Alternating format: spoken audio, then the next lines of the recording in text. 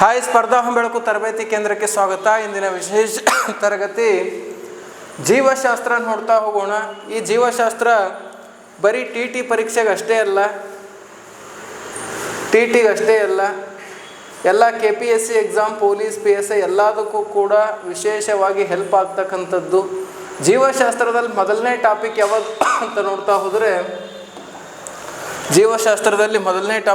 ಅಂತ ನೋಡ್ತಾ ಹೋದರೆ ಜೀವಕೋಶ ಅಥವಾ ಸೆಲ್ ಅಂತ ನೆನಪುಡ್ತೀವಿ. ಹಾಗಾಗಿ ಜೀವಶಾಸ್ತ್ರದ ಪಿತಾಮಹ ಯಾರಾಗ್ತಾರೆ ಅಂತ ನೋಡಿದ್ರೆ ಅರಿಸ್ಟಾಟಲ್ರು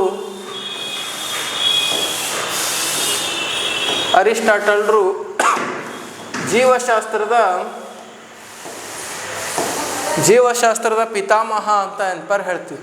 ಹೌದು, ಜೀವಶಾಸ್ತ್ರದ ಪಿತಾಮಹ. ಹಾಗಾದರೆ ಈ ಬಯಾಲಜಿ ಅಂತಕ್ಕಂಥ ಒಂದು ಪದ ಎಲ್ಲಿಂದ ಬಂತು, ಯಾವ ಭಾಷೆಯಿಂದ ಬಂತು ಅಂತ ಕೇಳಿದ್ರೆ ಲ್ಯಾಟಿನ್ ಪದದಿಂದ ಬಂದಿದೆ. ಬಯೋಸ್ ಎಂದರೆ ಜೀವಿ, ಲೋಗಸ್ ಎಂದರೆ ಅಧ್ಯಯನ ಅಂತ ನೆನಪುಡ್ತೀವಿ. ಜೀವಿಗಳ ಬಗ್ಗೆ ಅಧ್ಯಯನ ಮಾಡುವ ವಿಜ್ಞಾನದ ಶಾಖೆಯನ್ನು ಜೀವಶಾಸ್ತ್ರ ಅಂತ ನೆನಪುಡ್ತೀವಿ. ಜೀವಿ ಅಂದ ಬಳಿಕ ಯಾವ ಜೀವಿಗಳೆಲ್ಲ ಬಂದಿರ್ತಾವ ಅಲ್ಲಿ ನೋಡ್ತಾ ಅಂತ ಹೋದ್ರೆ, ಒಂದು ಪ್ರಾಣಿ, ಇನ್ನೊಂದು ಸಸ್ಯಗಳು. ಈ ಎರಡರ ಬಗ್ಗೆನೂ ಅಧ್ಯಯನ ಮಾಡೋದಕ್ಕೆ ನಾವೇನಂತ ಹೇಳ್ತೀವಿ ಅಂತಂದ್ರೆ, ಹೌದಾ, ಜೀವಶಾಸ್ತ್ರ. ಯಾವ ಶಾಸ್ತ್ರ? ಜೀವಶಾಸ್ತ್ರ ಅಂತ ಹೇಳ್ತೀವಿ. ಹೌದಾ, ಜೀವಕೋಶ ಅಂತ ನೋಡ್ತಾ ಹೋದ್ರ, ಜೀವಿಯ ರಚನೆ ಮತ್ತು ಕಾರ್ಯಾತ್ಮಕ ಘಟಕಕ್ಕೆ ಜೀವಕೋಶ ಎನ್ನುವರು. Structuring and functioning of living organisms ಅಂತ ನೋಡ್ತೀವಿ. ಹೌದಾ, ಹಾಗಾದ್ರೆ ಸಂಶೋಧಕ ಯಾರ್ರಿ? ರಾಬರ್ಟ್ ಹುಕ್ ಏನು ಮಾಡಿದ್ರು ಅಂದ್ರೆ ಸತ್ತ ಜೀವಕೋಶದ ಬಗ್ಗೆ ಅಧ್ಯಯನ ಮಾಡ್ತಾರೆ. ಹೌದಾ, ಸತ್ತ ಜೀವಕೋಶದ ಬಗ್ಗೆ ಅಧ್ಯಯನ ಮಾಡ್ತಾರೆ. ಇವರು ಮರದ ತೊಗಟೆಯನ್ನು ತೆಗೆದುಕೊಂಡು ಮೈಕ್ರೋಸ್ಕೋಪ್ ಒಳಗೆ ಹಾಕಿ ನೋಡಿದಾಗ ಜೇನು ಹುಳಗಳು ಬಿಟ್ಟು ಹೋದಾದ ಬಳಿಕ ಜೇನುಗೂಡಿನಲ್ಲಿ ಹೇಗೆ ರಂಧ್ರಗಳು ಕಾಣ್ತಾವೋ ಆ ರೀತಿ ರಂಧ್ರಗಳೆಂತ ಕಂಡಾಗ, ಹೌದಾ, ರಾಬರ್ಟ್ ಹುಕ್ ಆ ರಂಧ್ರಗಳಿಗೆ ಏನಂತ ಕರೆದ್ರು ಅಂದ್ರೆ ಸೆಲ್ ಅಥವಾ ಕೋಶ ಅಂತ ಕರೀತಾರೆ. ಇವರು ಸತ್ತ ಜೀವಕೋಶದ ಬಗ್ಗೆ ಅಧ್ಯಯನ ಮಾಡ್ತಾರೆ. ಹೌದಾ, ರಾಬರ್ಟ್ ಹುಕ್ಕು ಸತ್ತ ಜೀವಕೋಶದ ಬಗ್ಗೆ ಅಧ್ಯಯನ ಮಾಡ್ತಾರೆ. ನಂತರ ಬಂದವರು ಆಂಥೋನಿ ಲೆವನ್ ಹುಕ್ ಅಂತ ನೋಡ್ತೀವಿ. ಆಂಥೋನಿ ಲೆವನ್ ಹುಕ್ ಬಂದ್ರಿ. ರಾಬರ್ಟ್ ಹುಕ್ಕರ ನಂತರ ಅಧ್ಯಯನ ಮಾಡಕ್ಕೆ ಬಂದವರು ಯಾರು ಅಂದ್ರೆ ಆಂಥೋನಿ ಲೆವನ್ ಹುಕ್. ಹೌದಾ, ಇತ್ತೀಚೆಗೆ ಒಂದು ಡೈಲಾಗ್ ಭಾಳ ಹಿಟ್ ಆಗಿರ್ತಕ್ಕಂಥ ಒಂದು ಡೈಲಾಗ್ ಯಾವುದು ಅಂತಂದ್ರೆ, ಆಂಥೋನಿ ಲೆವನ್ ಹುಕ್ ಅವರಿಗೆ ಹೋಲಿಕೆ ಮಾಡದಿದ್ರು. ರಾಬರ್ಟ್ ಹುಕ್ ಅಧ್ಯಯನ ಮಾಡಿ ನಂತರ ಆಂಥೋನಿ ಲೆವನ್ ಹುಕ್ ಜೀವಂತ ಜೀವಕೋಶಗಳ ಬಗ್ಗೆ ಅಧ್ಯಯನ ಮಾಡ್ತಾರೆ. ಜೀವಂತ ಜೀವಕೋಶಗಳ ಬಗ್ಗೆ ಅಧ್ಯಯನ ಬರುವ ಸಂದರ್ಭದಲ್ಲಿ ಅವ್ರು ಹೇಳ್ತಾರೆ, ಬಂದು ಸ್ವಲ್ಪ ತಡವಾಯ್ತಾ ಅಂತ. ಹೌದಾ, ಇದು ಯಾವ ಡೈಲಾಗ್ ಅಂತ ನಿಮ್ಗೆ ಗೊತ್ತಿರ್ತದೆ ಎಲ್ರಿಗೂ. ಹೌದಾ, ಬಂದು ತಡವಾಯ್ತಾ ಅಂತೇಳಿ ಇವ್ರು ಏನು ಮಾಡಿದ್ರು ಅಂದ್ರೆ ಸೂಕ್ಷ್ಮ ದರ್ಶಕವನ್ನು ಕಂಡುಹಿಡಿತಾರೆ. ಸೂಕ್ಷ್ಮ ದರ್ಶಕ ಅಂದ್ರೆ ಮೈಕ್ರೋಸ್ಕೋಪ್ ಕಂಡು ಹಿಡಿದು ತನ್ನದೇ ಆಗಿರ್ತಕ್ಕಂತಹ ಹಲ್ಲಿನ ಮೇಲಿನ ಕಿಲುಮು ಮತ್ತು ನಿಂತ ನೀರು ಏನು ಮಾಡಿದ್ರು ಅಂದ್ರೆ ಸೂಕ್ಷ್ಮ ದರ್ಶಕ ಹಾಕಿ ನೋಡಿದಾಗ ಅವ್ರಿಗೆ ಜೀವಂತ ಜೀವಕೋಶಗಳು ಪತ್ತೆ ಆಗ್ತದೆ. ಜೀವಂತ ಜೀವಕೋಶಗಳು ಪತ್ತೆ ಹಚ್ಚಿದ ಕಾರಣಕ್ಕಾಗಿ ಅವ್ರಿಗೆ ಏನಂತ ಕರಿತೀವಿ ಅಂತಂದ್ರೆ ಸೂಕ್ಷ್ಮ ಜೀವಿಗಳ ಪಿತಾಮಹ ಅಂತ ಕರಿತೀವಿ. ಸೂಕ್ಷ್ಮ ಜೀವಿಗಳ ಪಿತಾಮಹ ಅಂತ ಕರಿತೀವಿ. ಫಾದರ್ ಆಫ್ ಮೈಕ್ರೋಬಯಾಲಜಿ ಅಂತೇಳಿ ಯಾರನ್ನು ಕರಿತೀವಿ ಅಂತ ಕೇಳಿದ್ರೆ ಆಂಥೋನಿ ಲೆವನ್ ಹುಕ್ರನ್ನು ಕರಿತೀವಿ. ಹೌದು, ಆಂಥೋನಿ ಲೆವನ್ ಹುಕ್ ಇವರು ಸಂಶೋಧನೆ ಮಾಡಿರ್ತಕ್ಕಂಥ ಪ್ರಮುಖ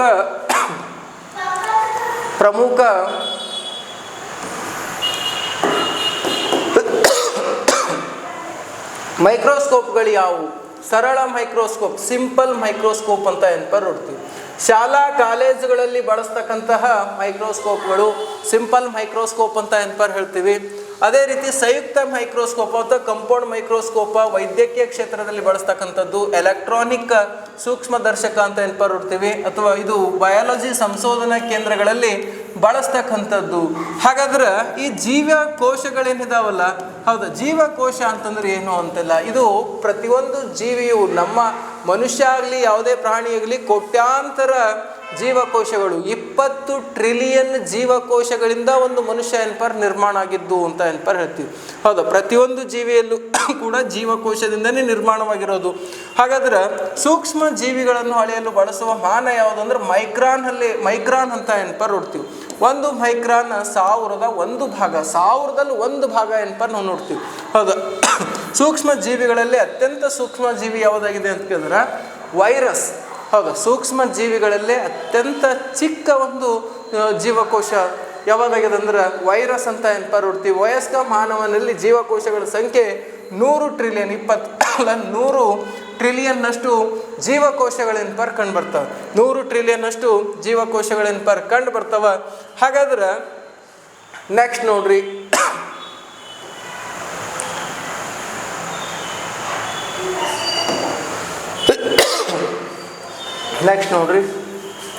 ಜೀವಕೋಶಗಳು ನೋಡ್ರಿ. ಜೀವಕೋಶ ಒಂದು ಕೋಶದಿಂದ ಅಂಗಾಂಶ ಏನ್ಪರ್ ರಚನೆ ಇದೆ. ಅಂಗಾಂಗ ಆಗ್ಯದದು ಅಂಗಾಂಶ ಅಂತ ಏನ್ಪರ್ ಆಗ್ಯದ. ಹೌದಾ, ಅಂಗಾಂಶ ಅಂದ್ರೆ ಜೀವಕೋಶಗಳ ಸಮೂಹಕ್ಕೆ ಒಂದು ಅಂಗಾಂಶ ಏನ್ಪರ್ ರಚನೆ ಇದೆ. ಅಂಗಾಂಶಗಳ ಸಮೂಹಕ್ಕೆ ಒಂದು ಅಂಗ ಏನ್ಪರ್ ಹಿಡಿಯಿತು. ಅಂಗಾಂಶ ಅಂತಂದ್ರೆ ಈಗ ಒಂದು ಕಿವಿ ಅದ. ಹೌದಾ, ಒಂದು ಕಿವಿ ಭಾಗ ಅದ ಅಂತಂದ್ರೆ ಅಲ್ಲಿ ಅಂಗಾಂಶಗಳ ಸಮೂಹವನ್ನು ನಾವು ಅಂಗ ಅಂತ ಏನ್ಪರ್ ಹೇಳಿದ್ವಿ. ಅಂಗವ್ಯೂಹ ಅಂಗಗಳ ಸಮೂಹ, ಕಿವಿ, ಮೂಗು, ಬಾಯಿ, ಹೌದಾ, ಇವೆಲ್ಲವೂ ಸೇರಿ ಏನಾಗ್ಬಿಡ್ತು ಅಂತಂದ್ರೆ ಅಂಗವ್ಯೂಹ ಆಯಿತು.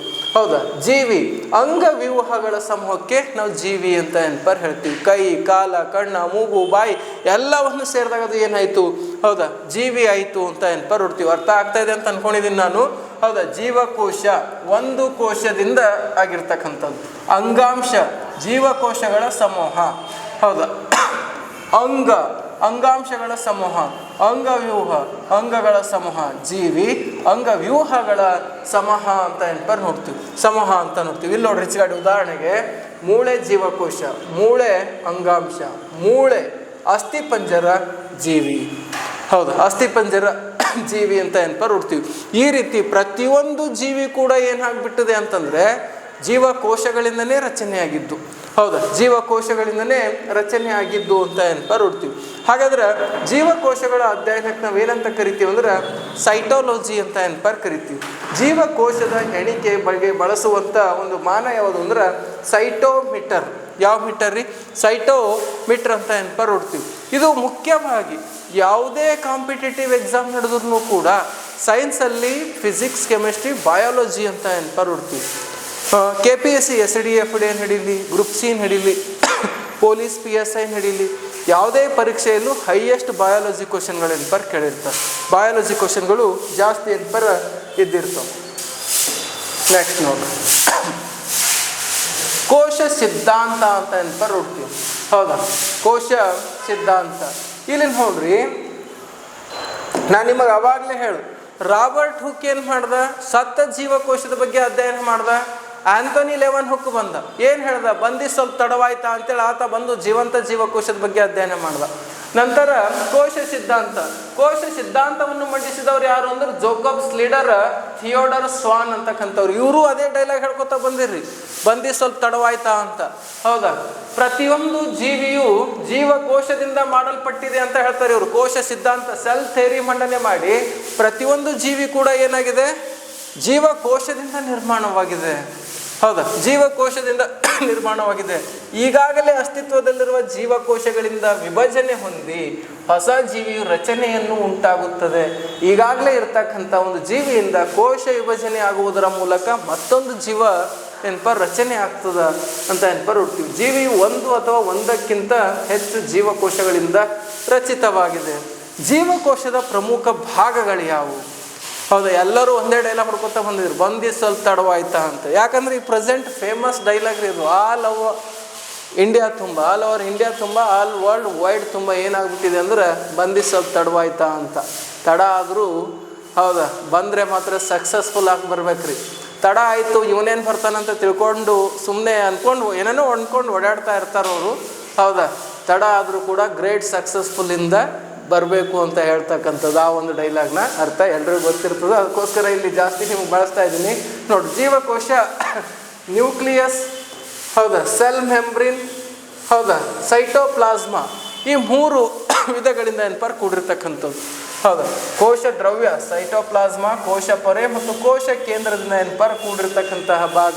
ಒಂದೊಂದೇ ಭಾಗಗಳನ್ನ ನಾವು ನೋಡ್ತಾ ಹೋಗೋಣ ಅಂತ ಏನಪ್ಪ ನೋಡೋಣ. ನೋಡ್ರಿ ಕೋಶ ದ್ರವ್ಯದಲ್ಲಿ ಹೌದಾ ಕೋಶ ದ್ರವ್ಯ ಏನಿದೆ ಅಲ್ಲ ಹೌದಾ, ಈ ಕೋಶ ದ್ರವ್ಯ ಅಂದ್ರೆ ಕೋಶ ರಸ. ಕೋಶ ರಸ ಏನದಲ್ಲ ಅದರಲ್ಲಿ 80% ನೀರಿದೆ, 15% ಲಿಪಿಡ್, 3% ಕಾರ್ಬೋಹೈಡ್ರೇಟ್ ಏನಪ್ಪ ಕಂಡುಬರ್ತದೆ. ಕಾರ್ಬೋಹೈಡ್ರೇಟ್ಗಳು ಕಂಡುಬರ್ತವೆ ಮತ್ತು ಪ್ರೋಟೀನ್ಗಳು ಏನಪ್ಪ ಕಂಡುಬರ್ತವೆ. ಪ್ರೋಟೀನ್ಸ್ಗಳು ಕಂಡುಬರ್ತವೆ. ಹಾಗಾದರೆ ಆ ಕೋಶ ರಸದಲ್ಲಿ ಕಂಡು ಬರ್ತಕ್ಕಂಥ ಆರ್ಗಾನ್ಸ್ಗಳನ್ನು ನಾವೇನಂತ ಕರಿತೀವಿ? ಕಣದಂಗ ಅಂತ ಏನಪ್ಪ ಕರಿತೀವಿ. ಕಣದಂಗ. ಹೌದಾ, ಹಾಗಾದರೆ ಕಣದಂಗಗಳು ಪೊರೆ ಸಹಿತ ಕಣದಂಗ ಯಾವುವು, ಪೊರೆ ರಹಿತ ಕಣದಂಗಗಳು ಯಾವುವು? ಮೆಂಬ್ರಿನಸ್ ಆರ್ಗನಲ್ಸ್, ನೆಕ್ಸ್ಟ್ ನಾನ್ ಮೆಂಬ್ರಿನಸ್ ಆರ್ಗನಲ್ಸ್ ಅಂತ ನೋಡ್ತೀವಿ. ಪೊರೆ ಸಹಿತ ಕಣದಂಗ ಎಂಡೋಪ್ಲಾಸ್ಮಾ ರೆಟಿಕ್ಯುಲಮ್, ಮೈಟೋಕಾಂಡ್ರಿಯಾ, ಗಾಲ್ಗಿ ಸಂಕೀರ್ಣ, ಲೈಸೋಸೋಮ, ಹೌದಾ ಪ್ಲಾಸ್ಟ್ಯೂಡ್ಸ್ ಅಂತ ಏನಪ್ಪ ನೋಡ್ತೀವಿ. ನೆಕ್ಸ್ಟ್ ಪೊರೆ ರಹಿತ ಕಣದಂಗ ರೈಬೋಸೋಮ್ ಮತ್ತು ಸೆಂಟ್ರಿಯೋಲ್ಸ್ ಅಂತ ಏನಪ್ಪ ನೋಡ್ತೀವಿ. ಹೌದಾ ರೈಬೋಸೋಮ್ ಮತ್ತು ಸೆಂಟ್ರಿಯೋಲ್ಸ್ ಅಂತಕ್ಕಂಥದ್ದು ಪೊರೆ ರಹಿತ ಕಣದಂಗ. ಅದರಲ್ಲಿ ನಮಗೆ ಜೀವಕೋಶದಲ್ಲಿ ಮುಖ್ಯವಾಗಿರ್ತಕ್ಕಂಥ ಅತ್ಯಂತ ದೊಡ್ಡ ಕಣದಂಗ ಯಾವುದು ಅಂತ ಕೇಳಿದ್ರೆ ಕೋಶ ಕೇಂದ್ರ, ನ್ಯೂಕ್ಲಿಯಸ್. ಹೌದಾ ನ್ಯೂಕ್ಲಿಯಸ್ ಬಗ್ಗೆ ಮೊದಲು ನಾವು ಸ್ಟಡಿ ಮಾಡ್ತಾ ಹೋಗೋಣ್ರಿ. ಹೌದಾ ನ್ಯೂಕ್ಲಿಯಸ್ ಅಂತ ಏನಪ್ಪ ನೋಡ್ತೀವಿ. ಹಾಗಾದ್ರೆ ನ್ಯೂಕ್ಲಿಯಸ್ ಮಂಡನೆ ಮಾಡಿದ್ದು ಯಾರು, ನ್ಯೂಕ್ಲಿಯಸ್ ಸಂಶೋಧನೆ ಮಾಡಿದ್ದು ಯಾರು, ನ್ಯೂಕ್ಲಿಯಸ್ ಬಗ್ಗೆ ವಿವರಣೆ ಕೊಟ್ಟವ್ರು ಯಾರು ಅಂತಂತಾರ. ಹೌದಾ ರಾಬರ್ಟ್ ಬ್ರೌನ್ ಅಂತಕ್ಕಂಥ ವ್ಯಕ್ತಿ. ರಾಬರ್ಟ್ ಬ್ರೌನ್ ಪ್ರತಿಯೊಂದು ಜೀವಕೋಶದಲ್ಲಿ ನ್ಯೂಕ್ಲಿಯಸ್ ಅನ್ನು ಒಳಗೊಂಡಿದೆ. ಆದರೆ ನಿರ್ದಿಷ್ಟವಾದ ನ್ಯೂಕ್ಲಿಯಸ್ ಹೊಂದಿರತಕ್ಕಂಥ ಜೀವಿಗಳಿಗೆ ಏನಂತ ಕರೀತಾರ ಮತ್ತು ಅನಿರ್ದಿಷ್ಟವಾದ ನ್ಯೂಕ್ಲಿಯಸ್ ಅನ್ನು ಹೊಂದಿರತಕ್ಕಂಥ ಜೀವಿಗಳಿಗೆ ಏನಂತ ಕರೀತಾರ. ಈ ಜೀವಿಗಳಲ್ಲಿ ಮತ್ತೆ ನಾವು ಡಿವೈಡ್ ಮಾಡ್ತೀವಿ. ಯಾವುದು ಏನಂತ ಕರಿತೀವಿ? ಪ್ರೋ ಕ್ಯಾರಿಯೇಟ್ ಮತ್ತು ಯು ಕ್ಯಾರಿಯೇಟ್ ಅಂತ ಏನಪ್ಪ ಹೇಳ್ತೀವಿ. Prokaryote, prokaryote, eukaryote. Prokaryote, eukaryote ಏನು ಡಿಫ್ರೆನ್ಸ್ ರೀ? ಹೌದಾ ಈ ಯು ಕ್ಯಾರಿಯೇಟ್ನಲ್ಲಿ ನಿರ್ದಿಷ್ಟವಾದ ನ್ಯೂಕ್ಲಿಯಸ್ ಇದೆ. ನ್ಯೂಕ್ಲಿಯಸ್ ಅನ್ನು ಹೊಂದಿರತಕ್ಕಂಥ ಜೀವಿಗಳು ಯು ಕ್ಯಾರಿಯೇಟ್. ಹಾಗಾದ್ರೆ ಅಲ್ಪ ಪ್ರಮಾಣದ ನ್ಯೂಕ್ಲಿಯಸ್, ಪ್ರಬಲವಾಗಿ ಹೊಂದದೇ ಇರತಕ್ಕಂಥ ನ್ಯೂಕ್ಲಿಯಸ್ ಹೊಂದದೇ ಇರತಕ್ಕಂಥ ಜೀವಿಗೆ ಏನಂತ ಕರಿತೀವಿ ಅಂದ್ರೆ ಪ್ರೋ ಕ್ಯಾರಿಯೇಟ್ ಅಂತ ಏನಪ್ಪ ಕರಿತೀವಿ. ಯು ಕ್ಯಾರಿಯೇಟ್ ನ್ಯೂಕ್ಲಿಯಸ್ ಹೊಂದಿದ ಜೀವಿ, ಪ್ರೋ ಕ್ಯಾರಿಯೇಟ್ ನ್ಯೂಕ್ಲಿಯಸ್ ಇಲ್ಲದ ಜೀವಿ. ಇಲ್ಲ ಅಂತಂದ್ರೆ ಇಲ್ಲ, ಪ್ರಬಲವಾಗಿರೋದಿಲ್ಲ. ಯು ಕ್ಯಾರಿಯೇಟ್ನಲ್ಲಿ ಎಷ್ಟು ಇದ್ದಿರ್ತದೋ ಅಷ್ಟು ಪ್ರಬಲ ಇರೋದಿಲ್ಲ. ಇದರಲ್ಲೂ ನ್ಯೂಕ್ಲಿಯಸ್ ಇದ್ದಿರ್ತದೆ, ಆದರೆ ಪ್ರಬಲವಾಗಿ ಇರೋದಿಲ್ಲ. ಅನಿರ್ದಿಷ್ಟ ನ್ಯೂಕ್ಲಿಯಸ್ ಅಂತ ಏನಪ್ಪ ಹೇಳ್ತೀವಿ. ಹಾಗಾದರೆ ಆ ನ್ಯೂಕ್ಲಿಯಸ್ ಬಗ್ಗೆ ವಿವರಾತ್ಮಕವಾಗಿ ಏನಪ್ಪ ಕೊಟ್ಟವ್ರು ಯಾರು ಅಂತ ನೋಡಿದ್ರೆ ರಾಬರ್ಟ್ ಬ್ರೌನ್. ಹೌದಾ ಜೀವಕೋಶದ ಅತ್ಯಂತ ದೊಡ್ಡ ಕಣದಂಗ ಯಾವುದಾಗಿದೆ ಅಂದ್ರೆ ಹೌದಾ ಇದು ಅಂತ ಏನಪ್ಪ ನೋಡ್ತೀವಿ. ಹಾಗಾದ್ರೆ ಕೋಶ ಕೇಂದ್ರವು ಪ್ರೋಟೀನ್ ಮತ್ತು ನ್ಯೂಕ್ಲಿಕ್ ಆಮ್ಲದಿಂದ, ಹೌದಾ ಕೋಶ ಕೇಂದ್ರ ಪ್ರೋಟೀನ್ ಮತ್ತು ನ್ಯೂಕ್ಲಿಕ್ ಆಮ್ಲದಿಂದ ರಚನೆ ಆಗಿರೋದೆನಪ್ಪ ಕಂಡು ಬರ್ತದೆ. ಕೋಶ ಕೇಂದ್ರದಲ್ಲಿರುವ ದ್ರವ ವಸ್ತು ನ್ಯೂಕ್ಲಿಯೋಪ್ಲಾಸ್ಮಾ. ಹೌದಾ ನ್ಯೂಕ್ಲಿಯೋಪ್ಲಾಸ್ಮಾ ಅಂತ ಏನಪ್ಪ ನೋಡ್ತೀವಿ. ಸ್ವಲ್ಪ ಇಲ್ಲಿ ನ್ಯೂಕ್ಲಿಯಸ್ ಬಗ್ಗೆ ಏನಪ್ಪ ನೋಡ್ತಾ ಹೋಗೋಣ. ಇದು ಜೀವಕೋಶದಲ್ಲಿ ಕಂಡು ಬರ್ತಕ್ಕಂತಹ ಒಂದು ಅತ್ಯಂತ ದೊಡ್ಡ ಕಣದಂಗರಿದು. ಹೌದಾ ಇದರಲ್ಲಿ ಕಿರು ಕೋಶ ಕೇಂದ್ರಗಳು ಕಂಡುಬರ್ತವೆ. ಕಿರು ಕೋಶ ಕೇಂದ್ರಗಳು ಕಂಡುಬರ್ತವೆ. ಕಿರು ಕೋಶ ಕೇಂದ್ರಗಳು. ಈ ಕಿರು ಕೋಶ ಕೇಂದ್ರ ಏನು ಮಾಡ್ತದ? ಸಸಾರ ಜನಕವನ್ನು ಉತ್ಪಾದನೆಯಾಗಲು ಸಹಾಯಕ ಏನಪ್ಪ ಮಾಡ್ತದೆ. ಹೌದಾ ಈ ಕಿರು ಕೋಶ ಕೇಂದ್ರ ಸಸಾರಜನಕ ಇಲ್ಲದ ನೋಡ್ರಿ. ಕೋಶ ಕೇಂದ್ರಗಳಿಗೆ ಕಂಡುಬರುವ ಚಿಕ್ಕ ರಚನೆ ಕಿರುಕೋಶ ಕೇಂದ್ರ. ಸಸಾರಜನಕ ಉತ್ಪಾದನೆಗೆ ಸಹಾಯ ಮಾಡ್ತಕ್ಕಂಥ ಒಂದು ಜೀವಕೋಶದ ಭಾಗ ಅಂತ ನೋಡ್ತೀವಿ. ಕೋಶ ಕೇಂದ್ರದಲ್ಲಿ ಒಂದು ಸುರುಳಿ ಆಕಾರದ, ಹೌದು ಸುರುಳಿ ಆಕಾರದ ರಚನೆ ಕಂಡುಬರ್ತದೆ. ಆ ಸುರುಳಿ ಆಕಾರದ ರಚನೆ ಏನಿದಲ್ಲ, ಹೌದಾ ಈ ರಚನೆಗೆ ಕ್ರೊಮ್ಯಾಟಿನ್ ಕ್ರೊಮ್ಯಾಟಿನ್ ಅಂತ ಏನಪ್ಪ ಕರಿತೀವಿ. ಆ ಕ್ರೊಮ್ಯಾಟಿನ್ ಕೋಶ ವಿಭಜನೆ ಆಗುವ ಸಂದರ್ಭದಲ್ಲಿ ಸ್ವಲ್ಪ ಅಳಿಸಿರ್ತೀನಿ ನೋಡ್ರ, ಇದು ಕ್ರೊಮ್ಯಾಟಿನ್ ಜಾಲ ಅಂತ ಏನಪ್ಪ ನೋಡ್ತೀವಿ. ಆ ಕ್ರೊಮ್ಯಾಟಿನ್ ಕೋಶ ವಿಭಜನೆ ಆಗ್ತಾ ಇದೆ. ಕ್ರೊಮ್ಯಾಟಿನ್ ಕೋಶ ವಿಭಜನೆ ಆಗುವ ಸಂದರ್ಭದಲ್ಲಿ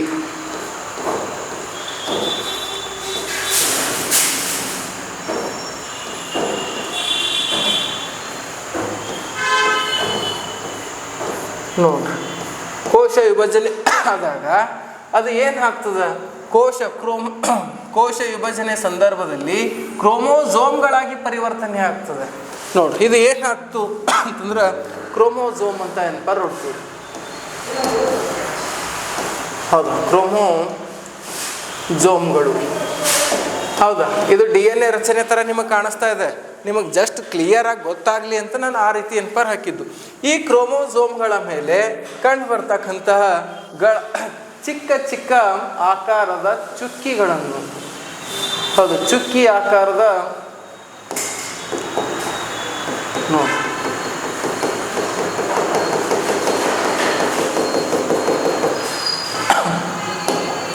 ಈ ಆಕಾರಕ್ಕೆ ನಾವು ಏನಂತ ಕರಿತೀವಿ ಅಂದ್ರೆ ಜಿಣಾಣು ಅಂತ ಏನಪ್ಪ ಕರಿತೀವಿ. ಏನು? ಜಿಣಾಣು ಅಥವಾ ಗುಣಾಣು ಅಂತ ಏನಪ್ಪ ಕರಿತೀವಿ. ನೋಡ್ರಿ, ಈ ರಚನೆಗೆ ನಾವು ಏನಂತ ಕರಿತೀವಿ ಅಂದ್ರೆ ಗುಣಾಣು ಅಂದ್ರೆ ಜೀನ್ಸ್. ಹೌದಾ, ಜೀನ್ಸ್ ಒಬ್ಬರಿಂದ ಒಬ್ಬರಿಗೆ ಬರ್ತಕ್ಕಂಥದ್ದೇನು, ಹೌದಾ, ಜೀನ್ಸ್ ಅಥವಾ ಅನುವಂಶಿಕೆ ಅಂತ ಏನಪ್ಪ ನೋಡ್ತೀವಿ. ಜೀನ್ಸ್ ಅಥವಾ ಅನುವಂಶಿಕೆ.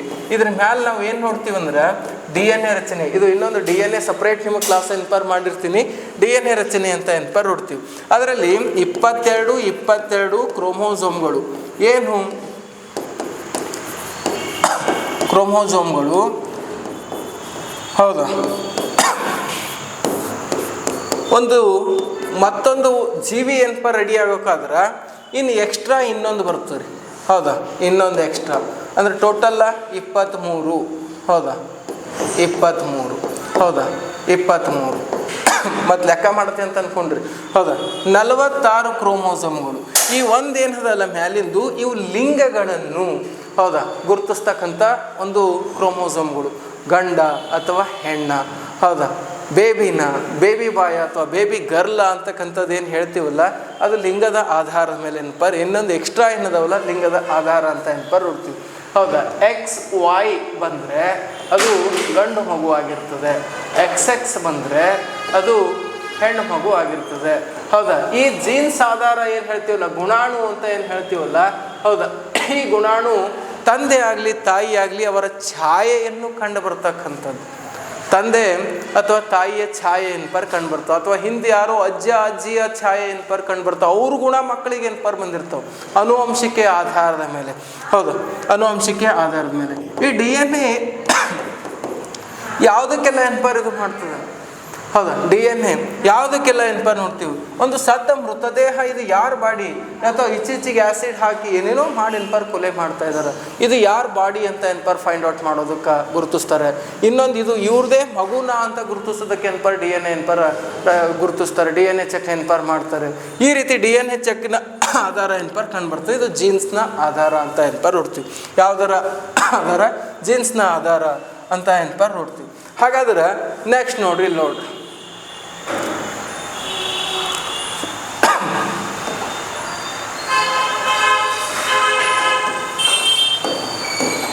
ನೋಡಿ 46 ಇನ್ನೊಂದು ಎಕ್ಸ್ಟ್ರಾ ಏನದಲ್ಲ, ಹೌದಾ, ಲಿಂಗವನ್ನು ಪತ್ತೆ ಹಚ್ತಕ್ಕಂಥದ್ದು XS. ಹಾಗಾದ್ರೆ 47 ಕ್ರೋಮೋಸೋಮ್ಗಳು ಬರ್ತಾವ್ರಿ. ಡೌನ್ ಸಿಂಡ್ರೋಮ್ ಅಂತ ಎನ್ಪರ್ ಹೇಳ್ತೀವಿ ಅದನ್ನು. ಡೌನ್ ಸಿಂಡ್ರೋಮ್ ಹೆಂಗ? ಮಂಗೋಲಿಯಾ ಆಕಾರದ ದೇಹ ರೀ. ಹೌದಾ, ಮಂಗೋಲಿಯಾ ಆಕಾರದ ದೇಹವನ್ನು ಎನ್ಪರ್ ಕಂಡು ಬರ್ತದೆ ಮಕ್ಕಳಿಗೆ. ಹಾಗಾದರೆ ಟರ್ನರ್ ಸಿಂಡ್ರೋಮ್, ಇದು 47 ಅಲ್ಲ 45 ಕ್ರೋಮೋಸೋಮ್ಗಳು ಬರ್ತಾವೆ. ಟರ್ನರ್ ಸಿಂಡ್ರೋಮ್ ಅಂತ ನೋಡ್ತೀವಿ, ಕುಬ್ಜತೆಯಿಂದ ಆಗಿರ್ತವೆ. ಇನ್ನು 47, ಹೌದಾ, ಇನ್ನು ಇಲ್ಲಿ ಡೌನ್ ಸಿಂಡ್ರೋಮ್ ಮಂಗೋಲಿಯಾ ಕರೆದು ಬಂದಿರ್ತದೆ, 47 ಕ್ರೋಮೋಸೋಮ್ಗಳು ಬಂದವು. ಎಲ್ಲ 47 ಕ್ರೋಮೋಸೋಮ್ಗಳು ಬಂದವರು, 47 ಕ್ರೋಮೋಸೋಮ್ ಇದ್ದವರು ಎಲ್ಲರೂ ಮಂಗಳಮುಖಿ ಆಗಿರೋದಿಲ್ಲ. ಹೌದಾ? ಡೌನ್ ಸಿಂಡ್ರೋಮ್ ಅಂತ ಹೇಳ್ತಾ ಇದ್ದೇವೆ, ಮಂಗೋಲಿಯಾ ಆಕಾರದಲ್ಲಿ ಇದ್ದಿರ್ತಾನೆ. ಹಾಗಾದ್ರೆ 47 ಕ್ರೋಮೋಸೋಮ್ ಯಾವಾಗ 16 ವಯಸ್ಸಿಗೆ ಯಾವಾಗ ಹಾರ್ಮೋನ್ ಬದಲಾವಣೆ ಆಗ್ತಾ ಹೋಗ್ತಾವೋ, ಹಾರ್ಮೋನ್ ವೃದ್ಧಿ ಆಗ್ತಾ ಹೋಗ್ತಾವೋ, ಆ ಸಂದರ್ಭದಲ್ಲಿ ಇನ್ನೊಂದು ಎಕ್ಸ್ ಎನ್ಪರ್ ರೆಡಿ ಆಗಿಬಿಡ್ತದೆ. ಇನ್ನೊಂದು ಎಕ್ಸ್ ರೆಡಿ ಆದಾಗ ಗಂಡಿನ ದೇಹ ಆದ್ರೆ ಗುಣ ಹೆಂಗಿರ್ತಾವಂದ್ರೆ ಹೆಣ್ಣಿಂದು ಬಂದಿರ್ತಾವ್ರಿ. ಹೌದಾ? ಆಕಾರ ಗಂಡು, ಆ ಗಂಡಿನ ಆಕಾರಿಗೆ ಮೀಸಿ ಗಡ್ಡ ಎಲ್ಲಾನು ಇದ್ದಿರ್ತಾವ. ಆದ್ರೆ ಆತನ ಆ್ಯಟಿಟ್ಯೂಡ್ ಹೆಂಗಿರ್ತಂದ್ರೆ ಹೆಣ್ಮಕ್ಳ ಥರ ಆಗ್ಬಿಡ್ತದೆ. ಎಕ್ಸ್ ಅನ್ನೋದೇನಪ್ಪ ಒಂದು ಎಕ್ಸ್ಟ್ರಾ. ಯಾಕಂದ್ರೆ ಹುಟ್ಟಿನಿಂದನೇ ಯಾರೂ ಕೂಡ ಏನಪ್ಪ ಅಂದ್ರೆ ಮಂಗಳಮುಖಿ ಆಗಿರೋದಿಲ್ಲ, ಮಧ್ಯದಲ್ಲಿ ಬರ್ತಕ್ಕಂಥದ್ದು. ಹೌದಾ? ಮಧ್ಯದಲ್ಲಿ ಈಗ ನಿಮಗೆ ಹೇಳಿದೆ ನಾನು, ಈಗ 46 ಕ್ರೋಮೋಸೋಮ್ಗಳು ಹೌದಾ ಒಂದು ಮತ್ತೊಂದು ಜೀವ ಏನಪರ್ ರೆಡಿ ಆಗ್ಲಕ್ಕೆ ಏನಪರ್ ಆಗ್ತದೆ ಅಂತೇಳಿ. ಅಲ್ಲಿ ಮುಖ್ಯವಾಗಿ ಕೆಲಸ ಮಾಡ್ತಕ್ಕಂಥದ್ದು ಹಾರ್ಮೋನ್ಗಳು. ಒಂದು ಡೋಪೋಮಿನ್, ಹೌದಾ, ಇನ್ನೊಂದು ಪುರುಷರಲ್ಲಿ ಆಂಡ್ರೋಜನ್ ಅಥವಾ ಟೆಸ್ಟೋಸ್ಟಿರಾನ್,